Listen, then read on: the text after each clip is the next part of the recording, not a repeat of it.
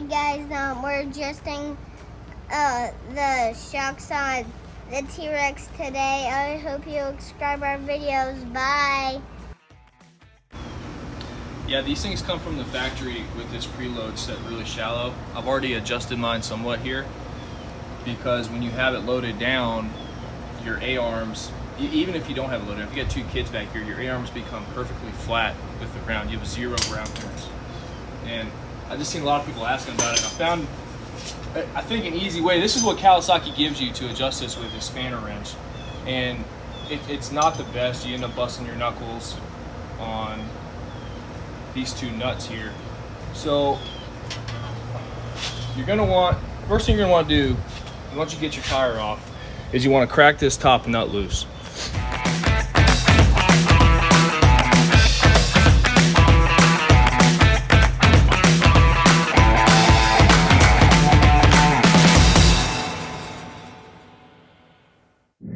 And you can do that with this or a pipe wrench. I just had this in my hand. It's not the best thing, but if you put this spanner wrench on here, right, well, you're going to want to go this way if you're increasing your preload. Like, this thing is extremely hard to turn, and this reservoir gets in the way too. I mean, you gotta like really man up on that. So what I do is I think this is like a 17 millimeter or something. Yeah, you get your 17 millimeter. My daughter stole my socket wrench. Ella. To buy it. You're gonna want to pop your bottom shock mount loose.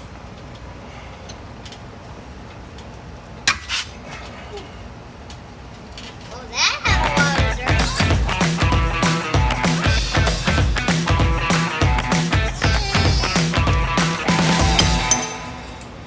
Just lift up on the bottom of your A-arm. You can shimmy your bolt out and then push her down. Now that you got your shock loose, you're gonna want to get a big screwdriver. Flathead Phillips, doesn't matter. And stick this through your bottom eyelet. And if you look up here, when I start turning this, gotta loosen this.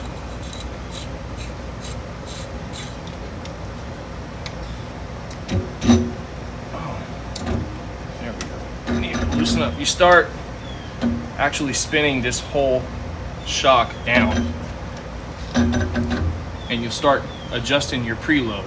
And I still have, looks like 1.5 inches I can adjust it down yet, but I've already adjusted these once. I've came down like 2 inches from factory. They're all the way up here, and every time you're loaded, your shock constantly bottoms out.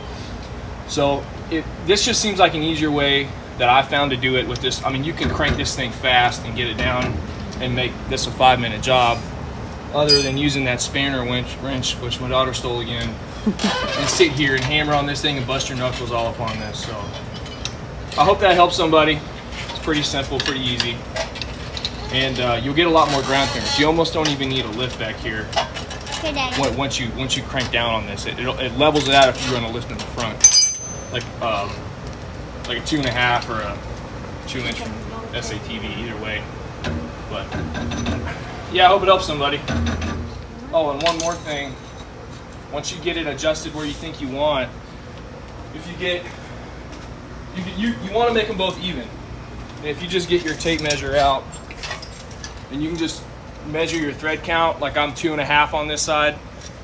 If you can see that right there, measure your thread from the top of your lock nut when it's tightened to the top of your thread, roughly 2.5 inches.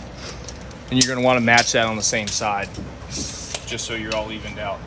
And then just reverse the process, tighten everything down, you're good to go.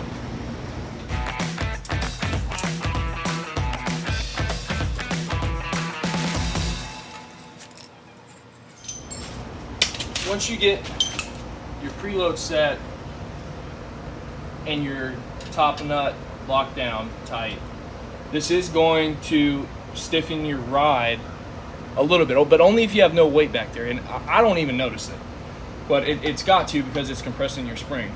Now, when you have these reservoirs on here, once you have the clearance and your shock's not bottom out, you can run these things all the way on soft, and that will help with the ride once you have compressed this spring more. They should do this from the factory, and I actually took mine back to get it checked because I was bottoming out constantly anytime we had somebody back here.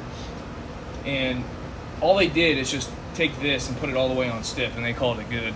So I think they come like this from shipping, but it's a terrible design. But simple fix, quick fix. He's doing some hard work. We'll see ya when we go to the hot roller again.